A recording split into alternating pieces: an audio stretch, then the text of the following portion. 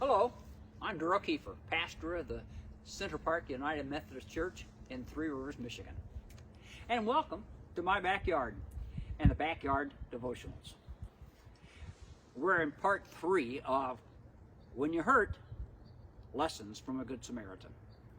We've been examining the parable of Jesus gives in Luke chapter 10, verses 25 through 37, about what constitutes a good neighbor.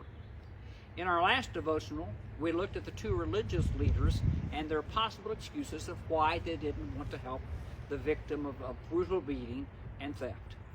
Today, we want to look at the star character of the parable of the Samaritan. He becomes a good Samaritan when he sees the stricken man lying in a pool of blood and does something about it. The Samaritan understood what a neighbor was. Queen Elizabeth II said in one of her Christmas Day messages, "For me, as a Christian, when Jesus answers the question, 'Who is my neighbor?' the implication drawn by Jesus is clear. Everyone is our neighbor, no matter what our race, creed, or color." She's right. Everyone is our neighbor. No matter what they look like, whether they're male or female, what social status they possess, how young or how old they are, whether they speak our language, our color, or the same religious beliefs, it didn't matter to Jesus. He welcomed children on his lap and blessed them. He ministered to women who were demon-possessed, physically ill, or outcasts of society.